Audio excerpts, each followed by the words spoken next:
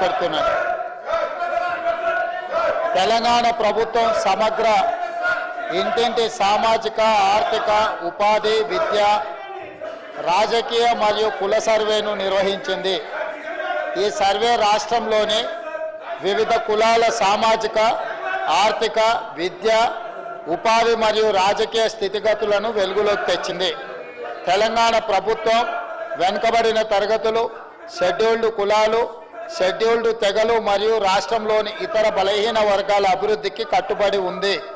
రాష్ట్రంలోని వివిధ కులాల మధ్య వెలువడిన అసమానతలను తగ్గించడానికి అనుకూల విధానాలు మరియు అఫర్మేటివ్ పాలసీలను రూపొందించడానికి తెలంగాణ ప్రభుత్వం చిత్తశుద్ధితో కట్టుబడి ఉంది.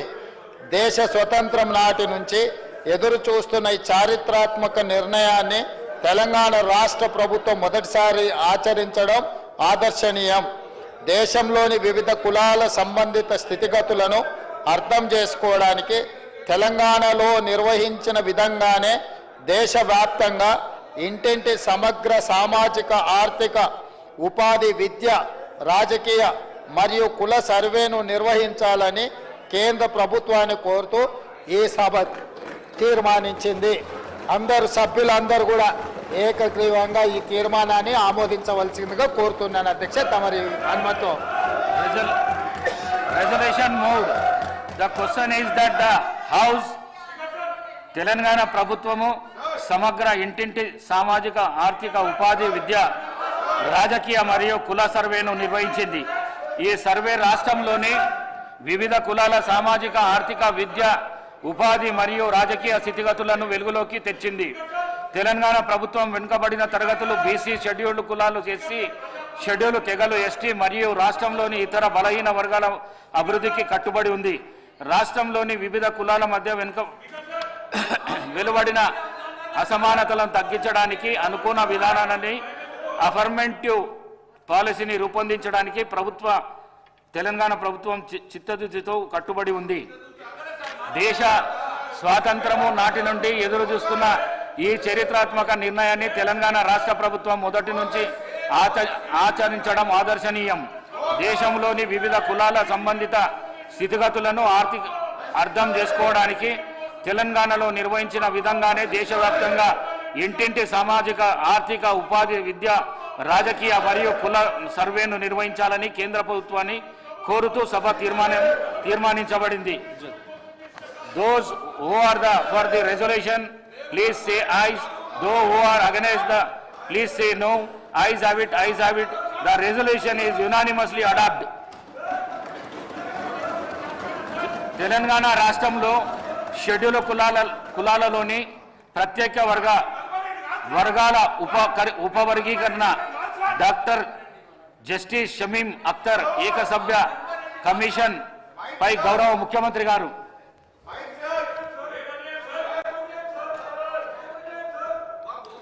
అధ్యక్ష,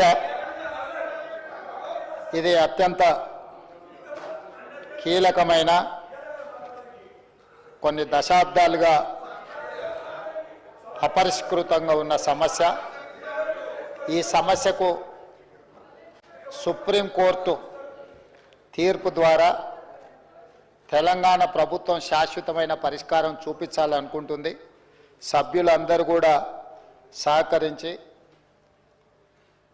ఎస్సీ ఉపకులాల వర్గీకరణకు సంబంధించిన ప్రకటనను, ఈ ప్రకటన తర్వాత ప్రభుత్వం చేపట్టబోయే చర్యలను సమర్థించవలసిందిగా కోరుకుంటూ తమరి అనుమతితో తెలంగాణ రాష్ట్రంలో షెడ్యూల్డ్ కులాలలోని ప్రత్యేక వర్గాల ఉపవర్గీకరణ డాక్టర్ జస్టిస్ షమీం అఖ్తర్ ఏకసభ్య కమిషన్ నివేదికపై రాష్ట్ర ప్రభుత్వం తరఫున ఈ ప్రకటన చేస్తున్న అధ్యక్ష, ఎస్సీ కులాల ఉపవర్గీకరణపై గౌరవ సుప్రీంకోర్టు భారత రాజ్యాంగ ధర్మాసనం ఇచ్చిన తీర్పును అమలు చేసేందుకు దేశంలోనే మిగతా రాష్ట్రాల కంటే ముందుగా తెలంగాణ ప్రభుత్వం కీలక నిర్ణయం తీసుకున్నది. అధ్యక్ష, ఎస్సీ రిజర్వ్డ్ కేటగిరీలో ఉపవర్గీకరణపై పంజాబ్ రాష్ట్ర ప్రభుత్వం versus Davinder Singh and others civil appeal number 2017/2011 తేదీ 1/8/2024 కేసులో తీర్పు వెలువడింది. అదే రోజున 2024 ఆగస్టు 1వ తేదీన ఇదే శాసనసభలో రాష్ట్ర ప్రభుత్వం సుప్రీంకోర్టు రాజ్యాంగ ధర్మాసనానికి మనస్ఫూర్తిగా కృతజ్ఞతలు తెలియజేసింది. ఎస్సీ వర్గీకరణ అమలుకు రాష్ట్రం ప్రభుత్వం కట్టుబడి ఉంది అని చెప్పి ప్రకటన చేసింది. అధ్యక్ష, ఎస్సీ వర్గీకరణ అమలు చేసే బాధ్యతను మా మిత్రులు, మా మంత్రివర్గ సహచరులు మేమందరం తీసుకుంటామని అదే రోజున ఎస్సీ సోదరులకు మాట ఇచ్చాము. ఈ ప్రక్రియలో భాగంగా న్యాయపరమైన ఇబ్బందులు తలెత్తకుండా రాష్ట్ర ప్రభుత్వం అప్పటి నుంచే కార్యాచరణ చర్యలు చేపట్టింది. గౌరవ సుప్రీంకోర్టు రాజ్యాంగ ధర్మాసనం ఇచ్చిన తీర్పును అధ్యయనం చేయటం, ఈ తీర్పుతో ముడిపడి ఉన్న వివిధ అంశాలను జాగ్రత్తగా పరిశీలించి ముందుకు వెళ్ళే మార్గాలను సూచించడంతో పాటు అవసరమైన సిఫారసులు చేయాలని కోరుతూ 2024 సెప్టెంబర్ 12వ తేదీన నీటిపారుదల పౌర సరఫరాల శాఖ మంత్రి ఉత్తమ్ కుమార్ రెడ్డి గారి అధ్యక్షన మంత్రులు దామోదర్ రాజనరసింహ, దుద్దిల్ల శ్రీధర్ బాబు, శ్రీ పొన్నం ప్రభాకర్, శ్రీమతి ధనసరి అనసూయ సీతక్క, ఎంపీ మల్లు రవి సభ్యులుగా కమిటీని నియమించింది. కమిటీ పలు దఫాలుగా సమావేశమై విస్తృత చర్చలు జరిపింది. ఇతర రాష్ట్రాల్లోని ఎస్సీల ఉపకులాల వర్గీకరణ అమలు తీరును అధ్యయనం చేసేందుకు సీనియర్ అధికారుల బృందాన్ని పంజాబ్, హర్యానా, తమిళనాడు రాష్ట్రాలకు పంపించింది. సుప్రీంకోర్టు తీర్పు అమలుకు అనుసరించాల్సిన విధానాలపై రాష్ట్ర న్యాయశాఖ కార్యదర్శి, రాష్ట్ర అడ్వకేట్ జనరల్ నుంచి న్యాయ సలహాను స్వీకరించింది. విస్తృత సమావేశాలు, సంప్రదింపుల అనంతరం వర్గీకరణపై లోతైన అధ్యయనం కోసం ఏకసభ్య న్యాయ కమిషన్ను వేయాలని కమిటీ సిఫార్సు చేసింది. అధ్యక్ష, కమిటీ సిఫార్సు ప్రకారం రాష్ట్ర ప్రభుత్వం 2024 అక్టోబర్ 11వ తేదీన డాక్టర్ జస్టిస్ షమీం అఖ్తర్ గారి ఆధ్వర్యంలో ఏకసభ్య న్యాయ కమిషన్ను జీవో 8 ద్వారా ఏర్పాటు చేసింది. 60 రోజుల వ్యవధిలో కమిషన్ తమ నివేదికను అందించాలని అందులో నిర్దేశించింది. గడువులోగా ఈ ప్రక్రియ పూర్తి కానందున 2025 జనవరి 11వ తేదీన మరో 30 రోజుల పాటు ఫిబ్రవరి 10 తారీఖు వరకు ఈ కమిషన్ గడువును ప్రభుత్వం పొడిగించింది. కమిషన్ యొక్క విధి విధానాలు ఈ విధంగా ఉన్నాయి. అధ్యక్ష, తెలంగాణ రాష్ట్రంలోని ఎస్సీ కులాలు, ఉపకులాల హేతుబద్ధమైన వర్గీకరణకు అందుబాటులో ఉన్న జనాభా గణన సమాచారాన్ని పరిగణలోకి తీసుకొని శాస్త్రీయ పద్ధతిలో చేపట్టాలి. ఎస్సీల్లోని వివిధ ఉప సమూహాల మధ్య ఉన్న అంతరాలను గుర్తించేందుకు సమగ్ర అధ్యయనాలు నిర్వహించాలి. రాష్ట్ర ప్రభుత్వ ఉద్యోగ అవకాశాలు, విద్యా సంస్థల్లో ప్రవేశాల్లో తగినంత ప్రాధాన్యత లేకపోవడం దృష్టి పెట్టాలి.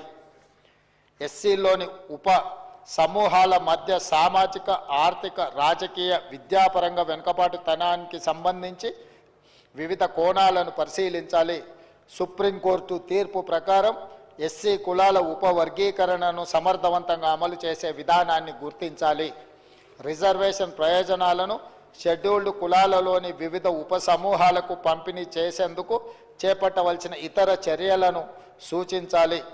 2024 నవంబర్ 11వ తేదీన విచారణ కమిషన్ బాధ్యతలు స్వీకరించింది. 13/11/2024న కమిషన్ ఆఫ్ ఎంక్వైరీస్ రూల్స్ 1968లోని 4 సబ్ క్లాస్ 1B కింద నోటిఫికేషన్ జారీ చేసింది. కమిషన్కు అప్పగించిన విధి విధానాల ప్రకారం ప్రజల నుంచి అభిప్రాయాలను స్వీకరించింది.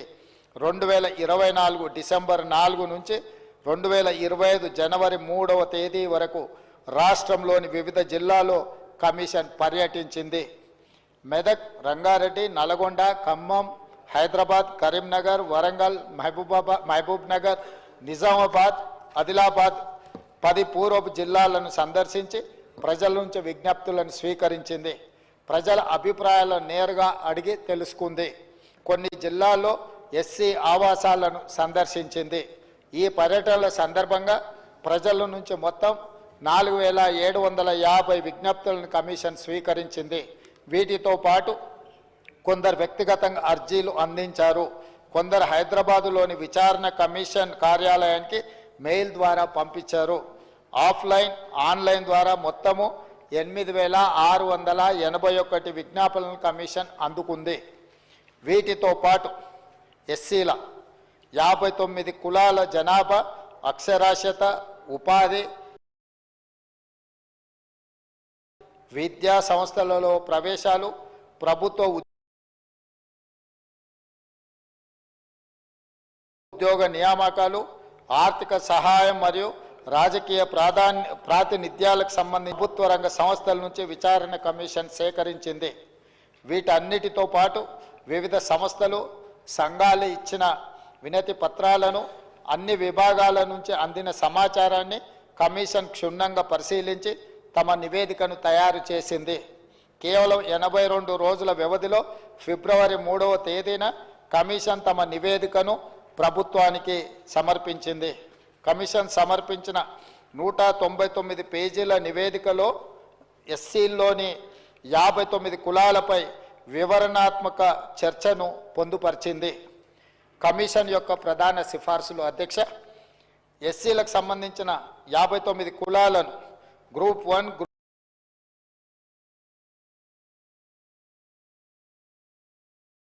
గ్రూప్ 2, గ్రూప్ 3 3 గ్రూపులుగా విభజించాలని కమిషన్ సిఫార్సు చేసింది. గ్రూపుల వారీగా ఎస్సీ కులాల పూర్తి వివరాలను అనెక్చర్లో పొందుపరచడం జరిగింది. వీటి వివరాలను కూడా నేను చెప్పదలుచుకున్నాను అధ్యక్ష. కేటగిరీ గ్రూప్ 1లో సామాజిక, ఆర్థికంగా మరియు విద్యాపరంగా అత్యంత వెనుకబడిన లేదా పట్టించుకొని షెడ్యూల్డ్ కులాల సంఖ్య 15 అధ్యక్ష.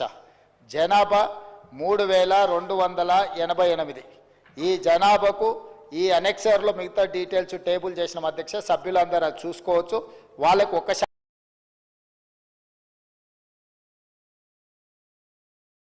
రిజర్వేషన్ ఇచ్చింది అధ్యక్ష.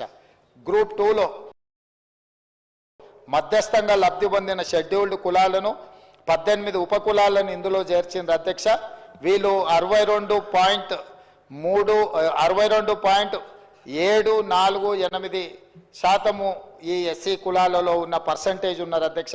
వీళ్లకు 9% రిజర్వేషన్ ఇచ్చింది అధ్యక్ష. అదేవిధంగా గ్రూప్ 3లో మెరుగైన ప్రయోజనం పొందిన షెడ్యూల్డ్ కులాలు 26 అధ్యక్ష. వీళ్ళు 33.963% పాపులేషన్ ఉన్నారు అధ్యక్ష. వీళ్ళకి 5% ఇచ్చింది అధ్యక్ష. మొత్తము ఎస్సీలలో 59 కులాలు ఉన్నాయి. వాళ్లకు 100% జనాభాలో 15% రిజర్వేషన్ ఇచ్చింది అధ్యక్ష. గ్రూప్ 1 కేటగిరీ కింద వచ్చే 15 కులాలకు 1% ఇచ్చిండ్రు. గ్రూప్ 2 కేటగిరీ కింద వచ్చే 18 కులాలకు 9% ఇచ్చిండ్రు. గ్రూప్ 3 కేటగిరీ కింద వచ్చే 26 కులాలకు 5%. ఈ విధంగా 15% రిజర్వేషన్ వివిధ ఉపకులాలకు కమిషన్ పంచివ్వడం జరిగింది అధ్యక్ష. అదేవిధంగా అధ్యక్ష, ఉద్యోగ ఖాళీలను క్రమబద్ధంగా మరియు సమాన పద్ధతిలో భర్తీ చేయడానికి కమిషన్ ప్రిఫరెన్షియల్ మోడల్ ప్రతిపాదించింది అధ్యక్ష. గ్రూప్ 1లో నోటిఫై చేయబడిన మరియు భర్తీ చేయని ఖాళీలను తదుపరి ప్రాధాన్యత గ్రూప్ అంటే గ్రూప్ 2 ద్వారా భర్తీ చేయాలి. గ్రూప్ 2లో భర్తీ చేయని ఖాళీలను గ్రూప్ 3 ద్వారా భర్తీ చేయాలి. అన్ని గ్రూపులలో తగిన అభ్యర్థులు అందుబాటులో లేకపోతే భర్తీ చేయని ఖాళీలను క్యారీ ఫార్వర్డ్ కింద భర్తీ చేయాలి. అదేవిధంగా అధ్యక్ష, ఎస్సీ కులాలకు రోస్టర్ పాయింట్లను కమిషన్ ఈ విధంగా సిఫార్సు చేసింది. గ్రూప్ 1కి ప్రతిపాదిత రోస్టర్ పాయింట్లు 7 అధ్యక్ష. గ్రూప్ 2లో వాళ్ళు ప్రతిపాదించిన రోస్టర్ పాయింట్లు 2, 16, 27, 47, 52, 66, 72, 87, 97 అధ్యక్ష. గ్రూప్ 3లో ప్రతిపాదిత రోస్టర్ పాయింట్లు అధ్యక్ష 22, 41, 62, 77, 91 అధ్యక్ష. అదేవిధంగా అధ్యక్ష, కమిషన్ క్రిమీ లేయర్ ప్రవేశపెట్టాలని సిఫార్సు చేసింది. ఎమ్మెల్యేలు, ఎంపీలు, జడ్పీ చైర్మన్లు, మేయర్లు తదితర ప్రజాప్రతినిధులతో పాటు గ్రూప్ 1 సర్వీస్లో ఉన్నవారిని, ఇలాంటి స్థానాల్లో ఉన్నవారిని క్రిమీ లేయర్గా పరిగణించాలని సూచించింది. ఈ వ్యక్తుల 2వ తరం రిజర్వేషన్ల ప్రయోజనాన్ని పొందకుండా మినహాయించేలా రాష్ట్ర ప్రభుత్వం తగిన చర్యలు తీసుకోవాలని పేర్కొంది. జస్టిస్ షమీం అఖ్తర్ గారి నేతృత్వంలోని ఏకసభ్య న్యాయ కమిషన్ ఇచ్చిన సిఫార్సులను పరిశీలించిన ప్రభుత్వం పైన పేర్కొన్న వాటిలో 1, 2, 3 సిఫార్సులను ఆమోదించింది. మా ప్రభుత్వం కృత నిశ్చయంతో ఉంది. ఎస్సీ కులాల వర్గీకరణకు ఎన్నో ఏళ్లుగా ఎదురు చూస్తున్న వారికి మేలు జరుగుతుందని మా ప్రభుత్వం ఆశిస్తుంది అధ్యక్ష. దీనికి సంబంధించిన అనుబంధ వివరాలు ఉపకులాలు ఏ గ్రూప్లో వచ్చినాయి అనేది కూడా డాక్యుమెంట్ పెట్టినాం అధ్యక్ష. దీన్ని మన సభ్యులందరూ కూడా దీన్ని చూసుకోవచ్చు. పూర్తి వివరాలను టేబుల్ చేసినాం అధ్యక్ష. అధ్యక్ష, తమరికి తెలుసు, ఈ సభలో ఉన్న దాదాపుగా ప్రతి సభ్యుడికి తెలుసు, దాదాపుగా 3 దశాబ్దాలుగా పైగా ఈ సమాజంలో అణగారిన అట్టడుగ వర్గాలైన దళితులు మాదిగ ఉపకులాల వర్గీకరణ కోసం పోరాటం చేస్తున్నారు. ఇందులో చాలామంది ప్రాణాలు కోల్పోవడం జరిగింది. చాలామంది తమ విలువైన మొత్తం జీవితాన్ని ఇందులో ఫనంగా పెట్టి కొట్లాడుతూ ఉన్నారు అధ్యక్ష. గతంలో కొంతకాలం అమలు జరిగిన ఆ తర్వాత న్యాయపరమైన ప్రక్రియతో ఈ అంశాలన్నీ కూడా మనకు కోర్టు పరిధిలోకి వెళ్ళి మొత్తం వాయిదా పడ్డది అధ్యక్ష, రద్దయిపోయినాయి. ఆ తర్వాత జరిగిన పరిణామ క్రమాలలో అక్కడి నుంచి సుప్రీంకోర్టు వరకు ఈ కేసు వెళ్ళి 7 మెంబర్స్ బెంచ్ ఇచ్చిన డైరెక్షన్స్ మేరకు ఈరోజు ఈ శాశ్వతమైన పరిష్కారాన్ని తీసుకురావాలని మన రాష్ట్ర ప్రభుత్వం మొట్టమొదటగా ప్రయత్నం చేసింది అధ్యక్ష. అధ్యక్ష, మీకు తెలుసు, కాంగ్రెస్ పార్టీ ఈరోజు మహాత్మా గాంధీ గారి నుంచి మొదలు పెడితే ఆనాడు డాక్టర్ బాబాసాహెబ్ అంబేద్కర్ గారి నేతృత్వంలో రాజ్యాంగంకి వారిని చైర్మన్గా నియమించి ఆనాటి నుంచి ఈనాటి వరకు దళితుల కోసము గిరిజనుల కోసము కాంగ్రెస్ పార్టీ పాటుపడ్డ విషయం మీకు అందరికీ తెలుసు. జాతీయ స్థాయి అధ్యక్షులను దామోదరం సంజీవయ్య లాంటి వాళ్ళను ఉమ్మడి ఆంధ్రప్రదేశ్కి ముఖ్యమంత్రిని చేయడమే కాదు, కాంగ్రెస్ పార్టీ జాతీయ అధ్యక్షుడిని చేయడమే కాదు, రాష్ట్రపతులుగా, లోక్సభ స్పీకర్లుగా, వివిధ రాష్ట్రాల ముఖ్యమంత్రులుగా, వివిధ రాష్ట్రాల పార్టీల అధ్యక్షులుగా ఆనాటి నుంచి ఈనాటి వరకు దళితుల పట్ల అపారమైన ప్రేమను, వాళ్ళకు అపారమైన అవకాశాలను కాంగ్రెస్ పార్టీ ఇచ్చుకుంటూ వచ్చింది అధ్యక్ష. అందుకే ఈరోజు ఎన్నికల కంటే ఆనాడు డాక్టర్ వైఎస్ రాజశేఖర రెడ్డి గారు ముఖ్యమంత్రిగా ఉన్నప్పుడు ఈ సభలో 2004లో ఆనాడు ముఖ్యమంత్రి వైఎస్ఆర్ గారు కాంగ్రెస్ ప్రభుత్వం ఎస్సీ వర్గీకరణ రాజ్యాంగ సవరణ చేపట్టాలని శాసనసభలో తీర్మానం చేయడం జరిగింది అధ్యక్ష. ఇదే సభలో ఇదే స్థానంలో డాక్టర్ వైఎస్ రాజశేఖర రెడ్డి గారు ముఖ్యమంత్రిగా ఉన్నప్పుడు రాజ్యాంగ సవరణ కూడా ఈ సభలో నుంచి మనం తీర్మానం చేసి పంపించడం జరిగింది అధ్యక్ష. ఆనాటి నుంచి ఈనాటి వరకు దాదాపుగా 20 సంవత్సరాలు ఎన్నో ఒడిదుడుకులను ఈ సమస్య ఎదుర్కొంటూ వచ్చింది అధ్యక్ష. అందుకే ఈరోజు నా జీవితంలో 20 సంవత్సరాల నుంచి ప్రజా జీవితంలో ఉన్న ఈ 20 సంవత్సరాలలో నాకు నిజంగా ఏదైనా ఆత్మ సంతృప్తిని కలిగించింది, నిజంగా నా జీవిత కాలంలో ప్రజా జీవితంలో నేను చేయగలిగిన గొప్ప పని ఏదైనా ఉంది అని అంటే ఈరోజు ఈ వర్గీకరణను అమలు చేయడం ద్వారా, అదేవిధంగా బలహీన వర్గాలకు సంబంధించిన కులగణన, వాళ్ళ యొక్క సామాజిక ఆర్థిక సర్వేను చేయడం ద్వారా ఒక ప్రజాప్రతినిధిగా నాకు నా రాజకీయ జీవితానికి ఒక పరిపూర్ణత వచ్చిందని నేను ఈరోజు భావిస్తున్నా అధ్యక్ష. ఇది సాంకేతికంగా ట్రాన్సాక్షనల్ రిలేషన్గానో లేకపోతే ఏదో యాంత్రికంగా ఈ వ్యవహారాన్ని చేయడం లేదు అధ్యక్ష.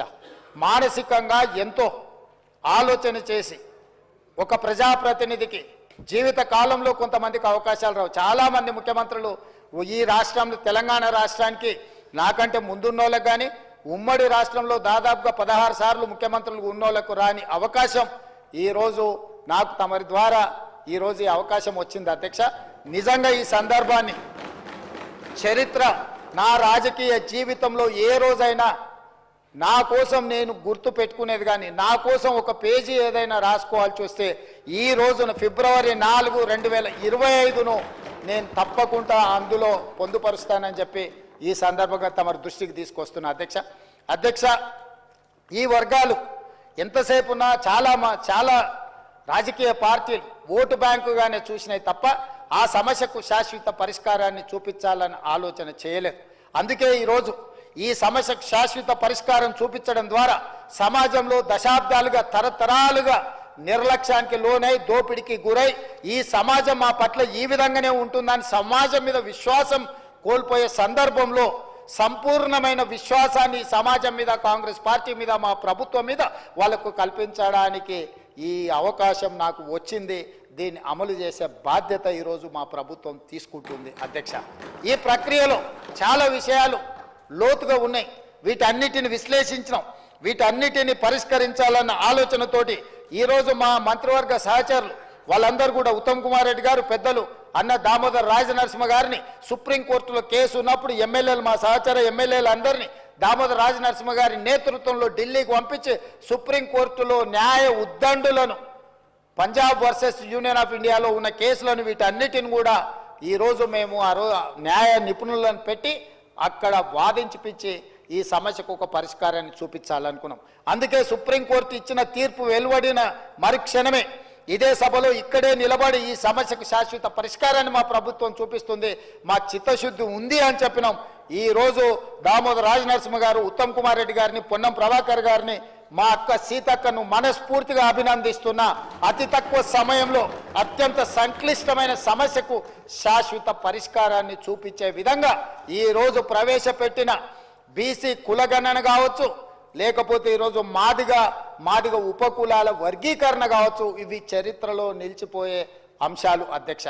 ఇలాంటి చరిత్రలో నిలిచిపోయే అంశాలను మంత్రివర్గ ఉపసంఘంగా వాళ్ళు బాధ్యత నిర్వహించడం, వాళ్ళు ఇచ్చిన తీర్మానాలను, వాళ్ళు ఇచ్చిన ప్రతిపాదనలను మంత్రివర్గంలో పెట్టి ఆమోదించడం సభానాయకుడిగా నా జీవితానికి ఒక పరిపూర్ణత వచ్చింది అని చెప్పి నేను ఈరోజు భావిస్తున్నాను అధ్యక్ష.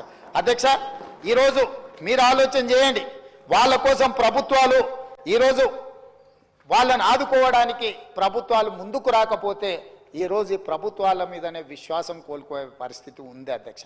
అందుకే ఈరోజు ఈ మాదిగ ఉపకులాలకు సంబంధించిన కేటగరైజేషన్ విషయంలో అందరూ సహకరించాలి. ఈరోజు ఆయా తామాషా ప్రకారం, వాళ్ళ ఆర్థిక స్థితిగతుల ప్రకారం ఈరోజు రిజర్వేషన్ల పట్ల కమిషన్ ఈరోజు రికమెండేషన్స్ ఇచ్చింది. ఈ రికమెండేషన్స్ అన్నిటిని కూడా ఈరోజు మనం ఆమోదించాల్సిన అవసరం ఉన్నది అధ్యక్ష. అందుకే ఈరోజు ఈ సభల దీని మీద నాకు తెలిసి ఏ పార్టీకి కూడా, ఏ సభ్యుడికి కూడా దీని పట్ల అభ్యంతరం ఉంటుందని నేను అనుకోవడం లేదు అధ్యక్ష. ఎందుకంటే చాలా నిశితంగా గమనించి కమిషన్, జ్యుడిషియల్ కమిషన్ ఇచ్చిన రికమెండేషన్స్ని ఈరోజు సభలో పెట్టినాం అధ్యక్ష. అందుకే ఈరోజు మనం దేశంలోనే ఈ విషయంలో ఆదర్శంగా నిలబడదలుచుకున్నాం. అందుకే పార్లమెంట్లో శ్రీ రాహుల్ గాంధీ గారు నిన్న కులగణన మీద కానీ, ఈ ఎస్సీ కేటగరైజేషన్ మీద కానీ వారికి ఉన్న చిత్తశుద్ధి, వారు ఇచ్చిన డైరెక్షను, వారు ఇచ్చిన సూచనను ఈరోజు కాంగ్రెస్ పార్టీ అధ్యక్షుడిగా మల్లికార్జున్ ఖర్గే గారు ఉన్నారు అధ్యక్ష. ఒక block Congress president block Congress నుంచి ఏఐసిసి అధ్యక్షుడు కాగలిగిండు అని అంటే ఒక దళిత బిడ్డ, మన ఆనాటి హైదరాబాద్ ఉమ్మడి రాష్ట్రానికి సంబంధించిన వాడు, మనవాడు, మనం గొప్పగా మనవాడని చెప్పుకునే మల్లికార్జున్ ఖర్గే ఈరోజు ఏఐసిసి అధ్యక్షుడిగా ఉన్నాడు, రాజ్యసభలో ఫ్లోర్ లీడ్గా ఉన్నారు. అంటే ఈరోజు కాంగ్రెస్ పార్టీ వల్లనే ఇది సాధ్యమైంది. కాంగ్రెస్ పార్టీ ఎస్సీ ఎస్టీలకు ఎంత ప్రాధాన్యత ఇస్తుందో ఈ నియామకం ద్వారా ఈరోజు నిరూపితమైంది. అందుకే మల్లికార్జున్ ఖర్గే గారి నేతృత్వంలో నడుస్తున్న ఈ పార్టీ లోక్సభలో లీడర్ ఆఫ్ అపోజిషన్ గా ఉన్న రాహుల్ గాంధీ గారి డైరెక్షన్లో ఈరోజు మా పార్టీ, మా మంత్రివర్గం అందరం పనిచేస్తున్నాం. మంత్రివర్గ సభా నాయకుడిగా ఈరోజు ఇది తూచా తప్పకుండా అమలు చేస్తాం. దీనికి సంపూర్ణంగా ఈ సభలో ఉండే సభ్యులందరూ పూర్తిగా సహకరించండి.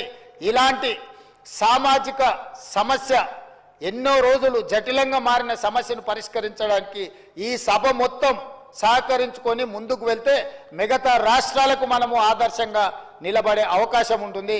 ఒకనాడు ఇదే సభలో నేను, సండ్ర వెంకట వీరయ్య గారు, సంపత్ కుమార్ గారు అడ్జర్న్మెంట్ మోషన్ ఇస్తే ఆనాటి సభా నాయకులు, ఆనాటి ప్రభుత్వం మమ్మల్ని సభల నుంచి బహిష్కరించింది.